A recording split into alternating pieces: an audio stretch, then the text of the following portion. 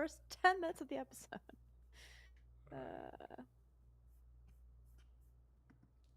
I think we're live. Already? Yeah. Oh. Hello, I'm Joe.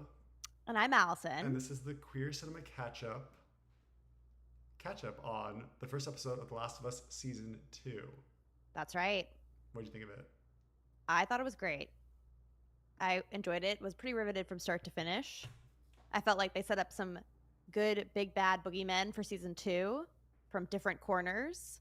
I felt like they sketched what was wrong, what's going wrong with the dynamic with Joel and Ellie very well. And it was pretty queer. And so I was into that too.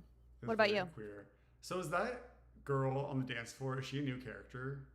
Dina? Yes. Dina. Well, I think it's possible that we saw a quick glance of her or glimpse of her last season. Okay. But I don't recall. She was good. Yeah, she was really good. Yeah, it was a really interesting episode. It starts out with Kaitlyn Dever, is that her name? Yep. I was excited to see her. They're the Fireflies.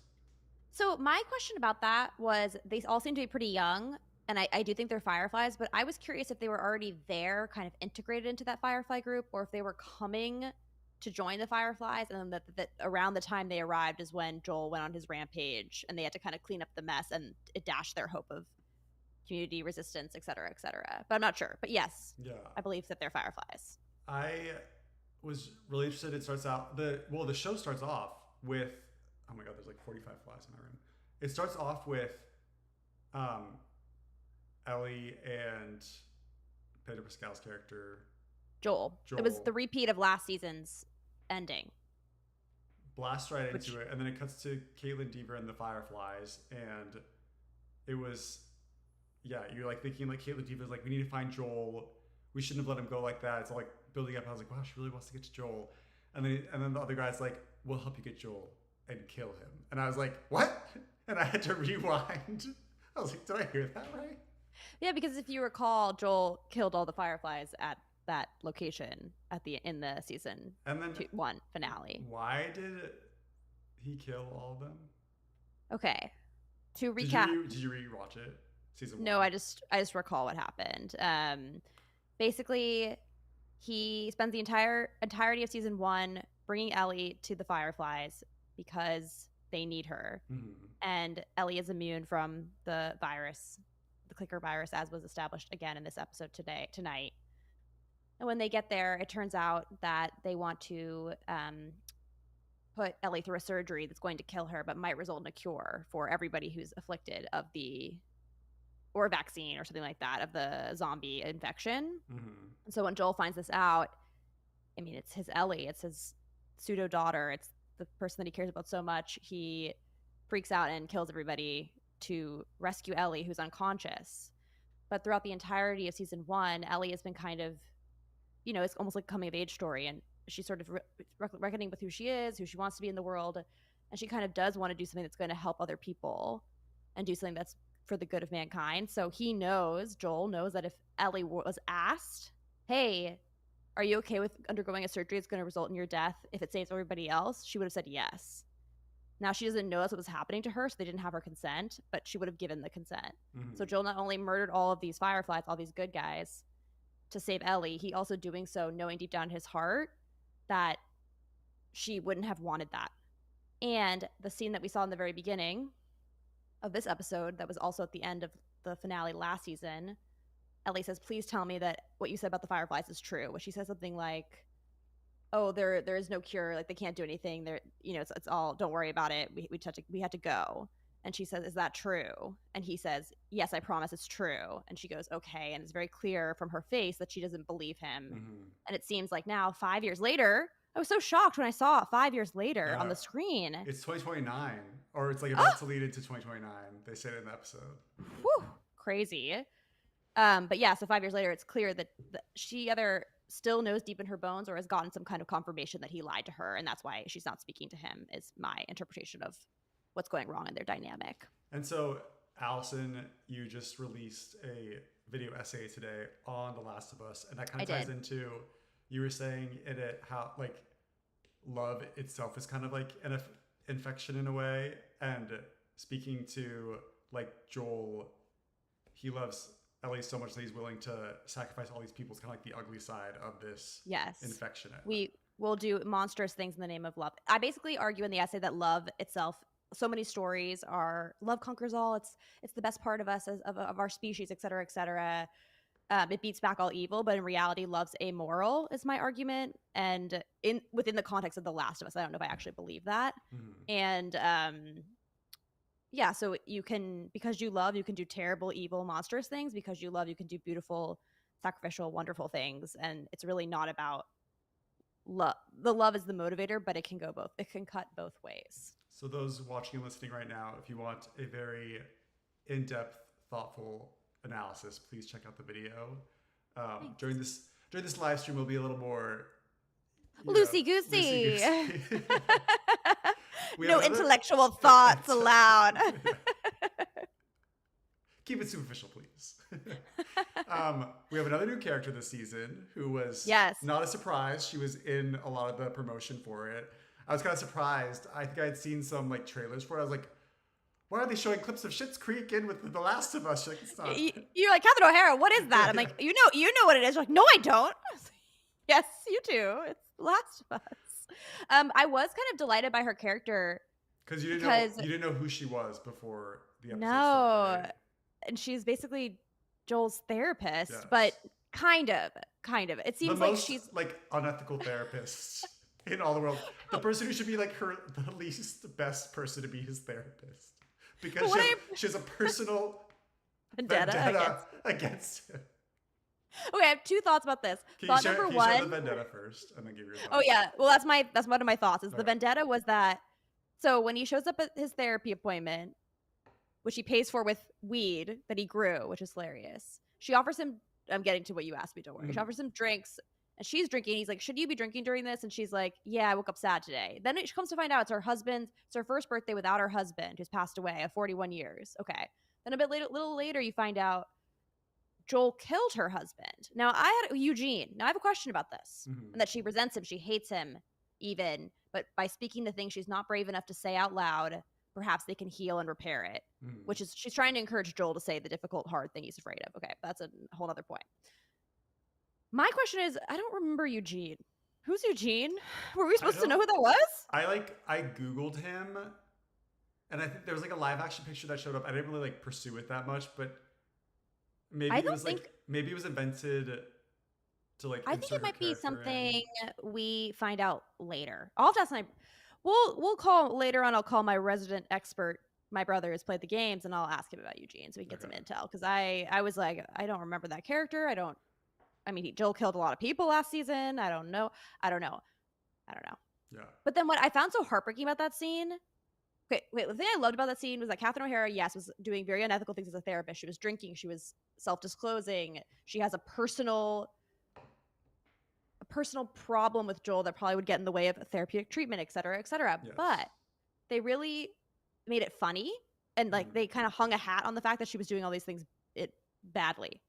Yeah. Which makes sense for a therapist in the apocalypse. Like, yeah, of course they'd be drinking during session. There's only so many therapists. Sucks. Yeah. Yeah. Of course she would take weed as payment. Like I thought it was great. And she was making me laugh, and I really liked it. But what I found heartbreaking at the scene is that she says this terrible thing out loud, trying to encourage Joel to unburden himself and say, I did do something to Ellie. I didn't hurt her, but I lied to her, is what I think is what he should have said. But he can't say that out loud because nobody can know that Ellie is immune or could be the cure, because that could put her life in danger. It could make other people not trust her or think she's about to burn any minute. The only people that know are Joel and his brother. And it seems like Dina. Oh, wait. Yeah, Joel and his brother. I think you're right. I don't think Dina knows. Yeah, I don't think she does either. So it just really made me feel sad. But then I'm also wondering how much Joel is lying to himself, because his answer was, I saved her, which is true. But he's not admitting, the subtext of that is that I saved her and she wouldn't have wanted me to, and I lied to her about it. You know what I mean? He's just not ready, He's baby steps. He needs some more sessions. He needs 3 more glasses of whiskey. It's going to be a long session. Oh my God. This show is, I think, so well done just because there's zombies in it, but it's definitely just like a human drama first that just happens to have zombies in the background. Yeah. And so there was maybe like one or two action scenes in this episode. I do think there was an important piece of that action scene, which kind of demonstrates how they're upping the stakes. Well, with so go ahead. The first part is like Ellie's out with Joel's brother, and they're just like out shooting the like zombies that are passing by. She's like getting really good at shooting from a distance. She's using a scope on a sniper. She kills, like, she does a headshot to one, and then Joel's brother has her aim for someone farther off, and he hits that zombie, but it hits them in the leg. And I didn't know if that was cause to be concerned later on, if that zombie is still going to be crawling around somewhere, but I don't know. I think it might have just been a one-off thing that we don't need to worry about coming back. I think they were trying to remind us what the typical clickers are like, which are they'll run at you, but I think they're kind of fast. But they I think they have the fence. They know, the people behind the fence know how to combat the clickers they've encountered before. Right. They have all the defenses in place. They know how to use their weapons to get at them, et cetera, et cetera. So that's what makes the second scene so eerie the and next action scene, stakes raising. Yeah. Yes. Do you want to describe? Dina and Ellie go with the group, and they just like go and do rounds to just check that there's no clickers nearby. Is that right? I guess so. It's like a patrol of some sort. Yeah, patrol. I think something that Tommy and her saw on the hill made them think it was time to do a patrol. And it was interesting, before they headed off, like, there was a really, really good shot and performance from Bella Ramsey. Is that the actress name? Yeah. Dina and Ellie were on horses. They were about to like go out, and then the one like leader of the group who's like giving them all like the commands, like sending them out. Ellie and Dina are both kind of like acting a little immature. They're like, you realize we're only 4 years younger than you. Like, you're not that much difference. And he's like, I know, but can you still act like a little more mature? The rest of the group looks up to you. Yeah. So they're just being like really playful. And then like the guy, as he's like just like staying like about to walk away, Dina gives like a look at the guy. And then we see Ellie look at Dina, and it's like it's really like really well done. Because it's just telling you a lot of information. Yeah. Like, oh, Dina's someone that is an object of desire from the men in the camp, and perhaps she enjoys being that center of attention. And then it's clear that Ellie has a crush on Dina, and they kind of tell you all this with just a few glances. Yeah, just a few glances. They head out, and Ellie and Bella just like have really strong like chemistry, and they're just like get along really well together. And they both are kind of like, you know, when you're just like friends with someone, you just like, when you're banter. Acting like, banter, but then also because like one person's being silly, like it's kind of like the other person's like getting like will go in on it too, because they have each other, so they just feel really like confident in what they're doing, so they want to go like explore while the rest of the group is upset with them. But they're like, no, like, because I think they find like a bodies like across the road. So what ends up happening is it's both that they want to explore and they want to prove themselves a little bit. Like, we don't need to go, because if they're supposed to just go on a patrol, if they see anything really dangerous, supposed to go back and alert like the older men of the group, basically. And Ellie's whole thing this entire episode is Joel is being very paternalistic toward her, and she feels like, I'm an adult, I don't need his protection, and she's angry at him. Yes, exactly. And so they see this big trail of blood. The other one in the group, which I'm using facetiously because another adorable, hilarious part of the banter between Ellie and Dina was that Dina's like, are you going tonight? Are you going to take anybody? I guess it's like a dance because it's New Year's Eve. And she's like, what about Kat, the girl in front of them? And she's like, she's the other one. So I guess she's like the other lesbian. This is like an amazing lesbian community. I know. And then Ellie's really offended. She's like, no. And she's like, well, you used to do stuff with her. And she's like, no. And then anyway, so that's a fun aside. But then so they get, and it seems like Kat's annoyed at them. They get up to where the blood is. Kat and a few of the others want them to turn around, but Dina and Ellie push ahead, and then they discover this very disturbing like grizzly bear that's been ravaged, presumably by clickers. And it seems kind of unusual in that like the bear maybe should have been able to take the clickers, if that makes sense. So they're intrigued, and there's like a business off to the side, and they want to go in and investigate, and the others don't want them to. They said, give us 5 minutes. So they're kind of like they both want to explore and push the limits, but they're also trying to prove themselves too, I think, a little bit. So they go in, and they end up finding a clicker that Ellie decides to like stab instead of shoot from a distance. Which I interpret as her being, because she knows she's immune. Yeah. she's seeking. But Dina doesn't know that, I don't think so. No. Wouldn't she be freaked out that she was like trying to kill a clicker in close contact? I think Dina was around the court, like was not in view. But yes, I think that she's looking for those highs and that danger. Yeah, from what we can tell, she's killed the clicker, and I was really worried. I was like, oh no, the clicker's not really dead, because they're just like joking. They have their backs to the clicker. And then Ellie, I think, starts talking about the dance and then falls through the floor into what turns out to be a grocery store beneath. Very, very weird. Why is there a basement grocery store? I don't know. Maybe they entered it in a way that we couldn't see, but she falls through, and like the way that the like aisles kind of like broke her fall a bit, so she's there. Dina can't get down to her. She has to like take the staircase. It's gonna take her a moment. She's like, "Do you see any clickers?" Ellie's like, "No, I'm here by myself." And then like Ellie hears like a voice, like almost hear like a moaning, like. And I was like, Dina got down there fast, and she's making really creepy noises.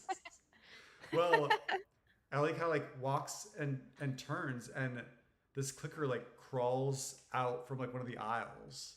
It was so disturbing because it was having Ellie walk down the aisles, and then the clicker was slightly behind, on the other end of the aisle, trailing her. So Ellie would pass an aisle, and then the clicker would glide across, but it didn't really look like a typical clicker. It was very disturbing and unsettling. And so finally, when Ellie and the clicker come to face from the end of one aisle to another, Ellie's like, "Come on, run at me!" And the clicker's like looking at her, and then she's like scurries off somewhere else, which is very unusual for clicker behavior. Like the noises alone made me feel like something different was happening. And I was like, is this even a clicker? Is it some other kind of species? The fact that it didn't attack her was also really strange. And like as soon as the clicker dashes, like Ellie bolts down after the clicker, runs out, gets out of the aisleway to this open space, and can't see where the clicker is. Ellie starts wandering around looking for the clicker, and then we see like the clicker is like hidden behind Ellie. I thought this was really brilliantly done. Is like it's getting that like creepy shot where like clicker's like coming towards Ellie, and we're like from the clicker's perspective, and then it shows Ellie looking forward. We can't really see where like the clicker is in view, but supposedly right behind Ellie's back. And then like we're like in your mind, you're kind of like, okay, Ellie, turn around and shoot this fucker. And all of a sudden, like Ellie's like, ah, and like turns around and like immediately like shoots the rifle, but the clicker's not there. And so Ellie's like, what the fuck? And then all of a sudden, the clicker like zooms across and like knocks Ellie over and starts just like crawling all over her, like goes for her stomach and starts like gnawing at her stomach. And then eventually, Ellie gets a handgun and ends up shooting the clicker. And it's like, oh no, like what's happening? Ellie pulls up her shirt and she has a bite mark on her stomach. And I mean, as someone who's like immune, I think it would still be freaky even in that sense. And there's a little piece of like, did you see there's like a little bit of like the fungus by the bite mark? Really gross. I did not. No, I did not. It was just like a skin. And she also has to hide it, which is why when Dina comes and finds her, she immediately covers her jacket. And then later on, super suspicious. So suspicious. Because she's like holding on her, so like, yeah, I'm fine. Everything's fine. I'm good. But then later on, she has to carve out the teeth marks, which I thought was very smart. Yeah. But what I thought was really interesting, so then they go back and they report to the council that this clicker behaved like a human, tricked, trapped, stalked, had an intelligence of sorts. And I thought, wow, like as a writer, and I feel like this is something The Walking Dead maybe never did, but the idea of like you create these like zombies and there are rules to how you interact with the zombies, but then to kind of suggest that it might evolve later on to something more dangerous, I think is really smart. I mean, hats off to the video game writers.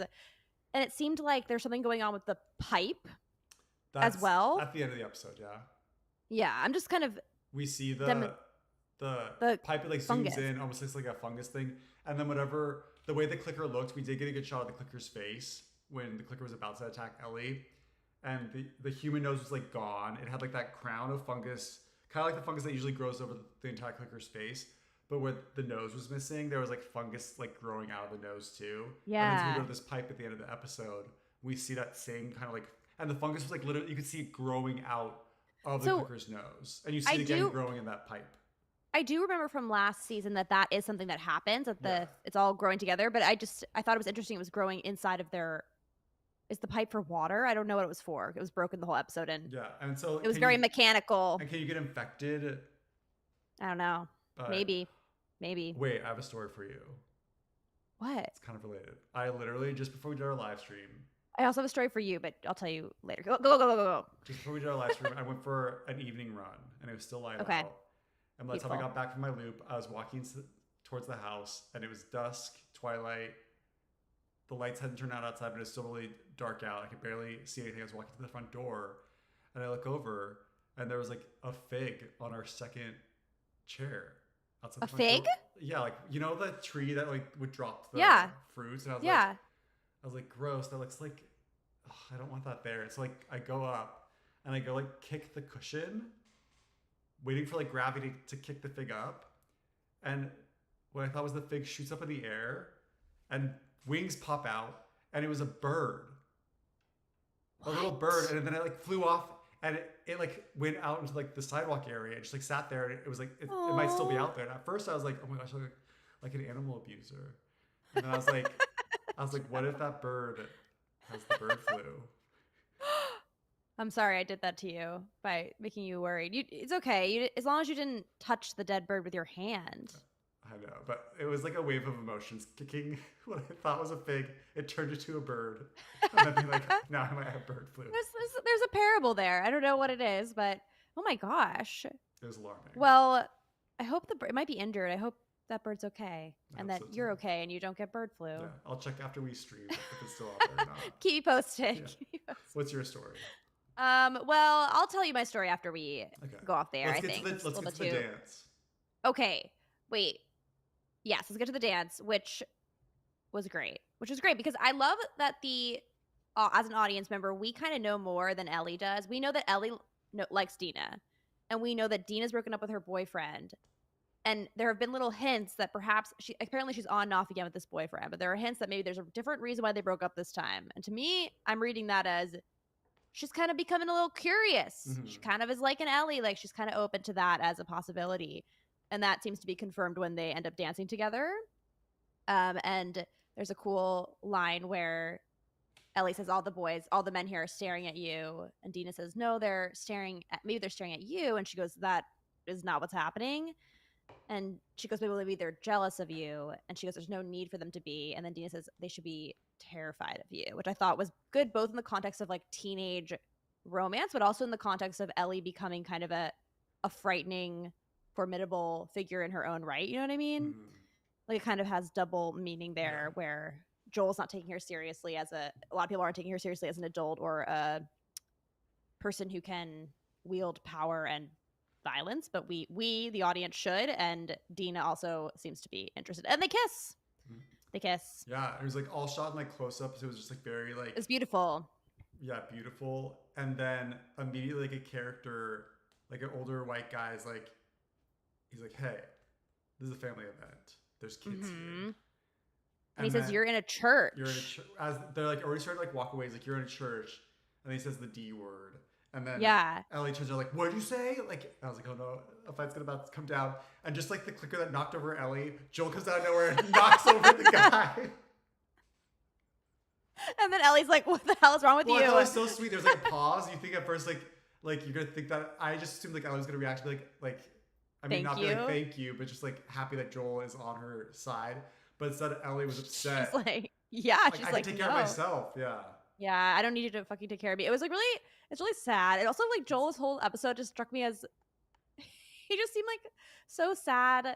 Like he's lost his daughter. Ellie's not giving him the cold shoulder. That's what happens with Catherine O'Hara during the therapy session too. Is when Joel says his, confession or like deep feelings, deep thought. That then Catherine O'Hara's like, how many times is this surprising? A 19-year-old that doesn't get along with their parents? Oh, that's new. She was so funny. But I also thought what he said about Dina was really telling. He goes, Dina, that one is nice to me. Almost as if I were her dad. She looks up to me. She sees me as a good man, which made me really, I'm like, okay, so yes, he loves Ellie, but also he's getting something from Ellie in an ego sense. Like Ellie makes him feel like a good man, a good person, but she's mad at him for doing something that's like not good, which is lying. Yeah, it's very interesting and then Joel like to could it be just to be in like Ellie's good graces against like protect Yes, Ellie, not do so the thing this guy, but it's do like what I do. Ellie's But she like doesn't literally need like that trying to anymore. like learn how to like be good at combat, how to stand up for herself. She was like in a really intense practice fight with a guy in a barn. Yeah, that's how we first re-encountered her this season. The guy punched her, and then What does it mean? After they give up, after they like pull the flag, the white flag, then Ellie's like, at least I can take a punch. And then the guy's like, I told him to hold his punches, and Ellie was pissed. What does that mean? Does that mean like do it less intensely, or what does it mean? Yeah. Yeah, it just means to not do it with all your force. Okay, that's what I thought. But even a held, like you still get punched in the face, it's still gonna hurt. But I'm sure it'd hurt a lot more to like get the full force of the punch. Yeah, I wouldn't want even a held punch. No, thank you. No punches, please. No punches. Not even YouTube comment punches, please. No. But yeah, and the reason that they did that is because they were afraid Joel would be mad at her. Like at every turn, Joel's trying to he doesn't want her to go out on runs. He wants to put her up on the gate. He's trying to interfere in her life, and she is just trying to become her own person and learn how to protect herself. So that was that. But I thought that was like a really good. I think it's interesting that they're in this community of people that all came to try and be safe. Mm-hmm. So there aren't going to be these social norms. It's not like, okay, are they in a liberal city? Are they in a, you know what I mean? It's like going to be all this hodgepodge of people. So probably going to have mixed. It was a good way to use homophobia is what I'm trying to say. And to bring in service of the story of like informing Joel and Ellie's storyline more. The homophobia was used for good. It was. We sanction it, but we don't. But we don't. Yeah, but I'm so happy that The Last of Us is back. It's just like so. Wait, there's one more thing to say. Tell me. Which is just that the episode bookends with ending on Kaitlyn Dever. Oh, yes. She's come to kill Joel. Yes. Which I thought was good. Yeah, up the stakes. And then also, I kind of miss this. Ellie turns up they live together, but Ellie and Joel see each other back at the house. Did anything happen in that moment, or they just stare at each other? I don't remember. Okay, I think they just stare at each other. Oh, yeah, because he's like playing the guitar on the front porch. Oh, yeah, which he was fixing for her, even though she didn't want him to. Okay, there we go. Anyway, what were you going to say? You're very happy The Last of Us is back. I'm happy it's back, television. Same. I'm feeling like I had such high hopes for Yellow Jackets and Severance to come back, and I feel like Yellow Jackets really disappointed me. Severance maybe didn't live up to my highest of hopes as it did in season 1, but I'm thinking Hacks and The Last of Us, the latter half. We also had The White Lotus recently. Oh, I forgot about that. Yeah. So it's like, also we got to do Black Mirror. It came out. I totally forgot. It's out? Yeah, it's out. It came out on Thursday. Oh no. I know. I'm behind. It's like, when do I? I know, now there's too much TV. I'm behind on the studio too. I have to watch that. Oh, I forgot about that. Yes. I shouldn't complain. I love my TV. I now have a TV. Do you? Yeah, you want to see? Yeah. Should I show everybody? Oh, okay. Now, whoa. I have to tell you, I thought that stand was taller. What is it sitting on like a TV stand? Yeah, it's on a TV stand, but it's pretty low to the ground, but it's fine. That's why I rearranged everything today and then rearranged it again, and it's all back where it started. Well, I'm relieved that you have a TV so you can watch these shows in all their glory. Same. The way that was intended. Yes. On a screen. Not a small screen, on a normal size screen. Yeah. But I also am thrilled for it to have returned. Yeah. So we're going to be doing these every week if it lines up for us to review them right after an episode airs on Sundays. We'll see how it goes. Yes. We'll see if anything. Next week is it's Palm Sunday. Next week is Easter Sunday. We can discuss if we want to do it. Yeah. I'll be visiting my parents in Seattle. Maybe I'll try to get my parents to pop in and say hello. Oh, that would be nice. Caroline will be here too. It could be a family affair. Yeah, so I think this is like 8 p.m. Pacific time. We're trying to do these on Sundays. Yeah. Maybe we'll do it around then. Maybe we won't. But it'd be great to give people, if you like watching live videos and interacting with us, we love like getting questions and comments as we're doing the live streams. Even punches. We were kidding. You can throw some punches. Yeah. As long as it's punching up. Yes. And relevant to The Last of Us, please. Yeah. And then for those tuning in after the live stream, of course, like leave comments and we like are always good about checking the comments and responding about that because we just love the discussion of it. We want to hear whether you two are liking season 2, how it's starting off or not. Yeah, and please make sure to like, subscribe, comment on Queer Cinema Catch Up, and That's right. share with your friends. And we'll see you later. Bye, guys. Bye. Okay, I'll tell you my story really quickly, which is just